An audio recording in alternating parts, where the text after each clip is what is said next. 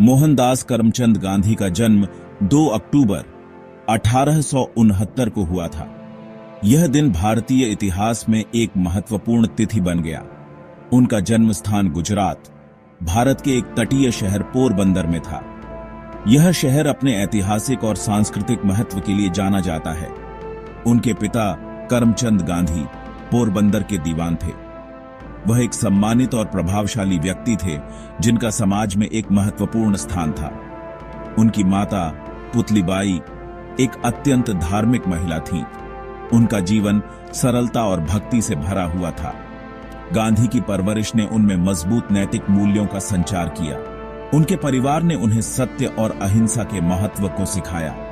उनका विवाह कम उम्र में कस्तूरबाई माखनजी से हुआ था। यह विवाह उनके जीवन में एक महत्वपूर्ण मोड़ साबित हुआ। उस समय भारत में यह एक सामान्य प्रथा थी। कम उम्र में विवाह करना समाज में एक सामान्य बात थी। गांधी का परिवार कट्टर हिंदू था और उनका धर्म उनके विश्व दृष्टिकोण पर गहरा प्रभाव डालता था। धार्मिक अनुष्ठान और परंपराएं उनके जीवन का अभिन्न हिस्सा थीं। अहिंसा, सत्य और सादगी के सिद्धांत, जो बाद में उनकी विचारधारा के केंद्र में आए, उनके प्रारंभिक धार्मिक पालन पोषण में जड़ें जमाए हुए थे। ये सिद्धांत उनके जीवन के हर पहलू में परिलक्षित होते थे। एक ऐसे परिवार में बड़ा होना जहां उनके पिता सक्रिय रूप से राजनीतिक और सामाजिक मामलों में संलग्न थे, गांधी ने कम उम्र से ही न्याय और निष्पक्षता के मुद्दों में गहरी रुचि विकसित की। उनके पिता के साथ की गई चर्चाओं ने उनके विचारों को आकार दिया। गांधी का प्रारंभिक जीवन परंपरा और परिवर्तन दोनों से चिह्नित था। उन्होंने अपने जीवन में दोनों का संतुलन बनाए रखा। उनका परिवार, हालांकि व्यापारी जाति का था, पोरबंदर में प्रभाव की स्थिति रखता था। यह प्रभाव उन्हें समाज के विभिन्न पहलुओं को समझने में मदद करता था। इससे उन्हें उस समय के सामाजिक और राजनीतिक गतिशीलता पर एक अनूठा दृष्टिकोण मिला। उन्होंने समाज के विभिन्न वर्गों के साथ बातचीत की। अपने प्रारंभिक वर्षों के दौरान विभिन्न संस्कृतियों और विचारों के संपर्क में आना उनके विश्व दृष्टिकोण को आकार देने में महत्वपूर्ण भूमिका निभाई। यह अनुभव उनके जीवन के हर पहलू में परिलक्षित हुआ। गांधी ने अपनी प्रारंभिक शिक्षा भारत में पूरी की। उनके स्कूल के दिन साधारण थे, लेकिन उन्होंने अपने शिक्षकों और पाठ्यक्रम से बहुत कुछ सीखा। यह वह समय था जब उन्होंने अपने जीवन के पहले नैतिक और सांस्कृतिक मूल्य सीखे। फिर वह 19 साल की उम्र में कानून की पढ़ाई करने इंग्लैंड गए। यह उनके जीवन का एक महत्वपूर्ण मोड़ था, क्योंकि यह पहली बार था जब उन्होंने अपने देश से बाहर कदम रखा और एक नई दुनिया का सामना किया। उन्होंने लंदन के इनर टेम्पल में दाखिला लिया। यहां उन्होंने न केवल कानून की पढ़ाई की, बल्कि विभिन्न संस्कृतियों और विचारों के साथ भी घुलने मिलने का मौका मिला। इंग्लैंड में उन्होंने नए विचारों और दर्शन का सामना किया। यह उनके लिए एक बौद्धिक जागृति का समय था, जहां उन्होंने पश्चिमी साहित्य और दर्शन के गहरे अध्ययन में खुद को डुबो दिया। विशेष रूप से Henry David thorough, Leo Tolstoy और जॉन रस्किन के लेखन ने उन्हें प्रभावित किया। इन लेखकों के विचारों ने उनके सोचने के तरीके को बदल दिया और उन्हें जीवन के गहरे अर्थों की खोज में प्रेरित किया। इन विचारकों ने सरल जीवन, आत्मनिर्भरता और अन्याय के खिलाफ प्रतिरोध के महत्व पर जोर दिया। गांधी ने इन सिद्धांतों को अपने जीवन में अपनाने का प्रयास किया। उनके लेखन गांधी के अपने विकसित होते विश्वासों के साथ मेल खाते थे। यह वह समय था जब गांधी ने अपने जीवन के उद्देश्य और दिशा को स्पष्ट रूप से समझना शुरू किया। वह निष्क्रिय प्रतिरोध के विचार से आकर्षित हुए, जो अन्यायपूर्ण कानूनों के खिलाफ अहिंसक विरोध की वकालत करता था। यह विचार उनके भविष्य के आंदोलनों का आधार बना। उन्होंने इस दृष्टिकोण की सामाजिक और राजनीतिक परिवर्तन लाने की क्षमता को देखना शुरू किया।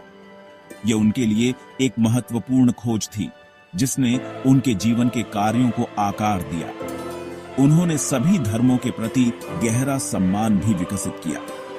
विभिन्न धर्मों के अध्ययन ने उनके विचारों को और भी व्यापक और समावेशी बना दिया। धार्मिक सहिष्णुता में उनका यह विश्वास बाद में उनकी विचारधारा का एक मुख्य आधार बन गया। यह उनके जीवन के हर पहलू में परिलक्षित हुआ। इंग्लैंड में गांधी का समय महत्वपूर्ण बौद्धिक और व्यक्तिगत विकास का काल था। यहाँ उन्होंने अपने जीवन के कई महत्वपूर्ण सबक सीखे और अपने भविष्य के लिए एक स्पष्ट दृष्टिकोण विकसित किया। उन्होंने बैरिस्टर के रूप में योग्यता प्राप्त की। यह उनके लिए एक बड़ी उपलब्धि थी, जिसने उन्हें अपने देश में कानूनी पेशे में कदम रखने का अवसर दिया। वे 1891 में भारत लौटे, अपने कानूनी प्रशिक्षण को व्यवहार में लाने के लिए उत्सुक। लेकिन भारत में स्थितियां बहुत अलग थीं। हालांकि उन्होंने जल्द ही महसूस किया कि भारत में कानूनी पेशा अपनी चुनौतियों के साथ आता है। यहाँ की न्यायिक प्रणाली और सामाजिक परिस्थितियां इंग्लैंड से बहुत भिन्न थीं। उन्हें अच्छी तनख्वाह वाली नौकरी पाने में कठिनाई हुई। यह उनके लिए एक निराशाजनक समय था, लेकिन उन्होंने हार नहीं मानी। भारत में अपने प्रारंभिक वर्षों के दौरान वकील के रूप में उनके अनुभवों ने ब्रिटिश औपनिवेशिक प्रणाली के प्रति उनकी निराशा को और बढ़ा दिया। यह निराशा बाद में उनके राजनीतिक और सामाजिक आंदोलनों का आधार बनी। 1893 में गांधी दक्षिण अफ्रीका गए।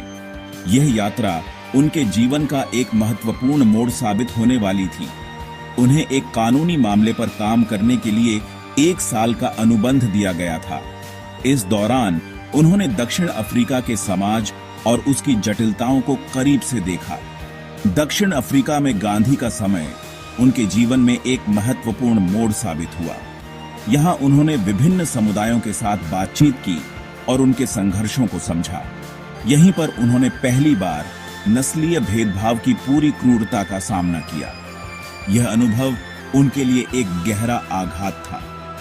वे दक्षिण अफ्रीका में भारतीयों को झेलने वाले पूर्वाग्रह और अन्याय से स्तब्ध थे। उन्होंने देखा कि कैसे भारतीय समुदाय को दूसरे दर्जे का नागरिक माना जाता था। उन्होंने उनके अधिकारों के लिए लड़ने का संकल्प लिया।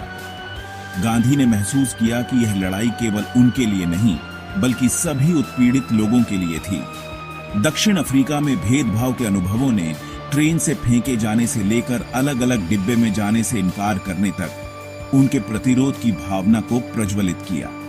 यह घटनाएं उनके जीवन में एक निर्णायक मोड़ साबित हुई और कई अन्य रूपों के नस्लवाद का सामना करने तक उनके प्रतिरोध की भावना को प्रज्वलित किया। उन्होंने महसूस किया कि यह लड़ाई केवल उनके लिए नहीं, बल्कि सभी उत्पीड़ित लोगों के लिए थी। उन्होंने महसूस किया कि केवल कानूनी प्रणाली परिवर्तन लाने के लिए पर्याप्त नहीं थी।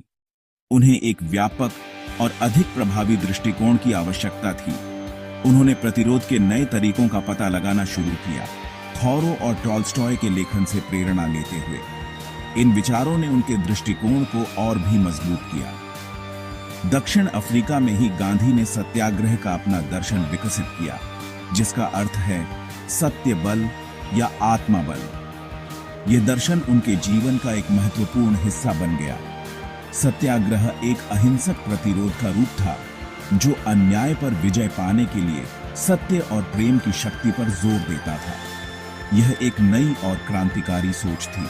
गांधी का मानना था कि सत्याग्रह के माध्यम से लोग अपने उत्पीड़कों की अंतरात्मा को अपील कर सकते हैं और दिलों में बदलाव ला सकते हैं।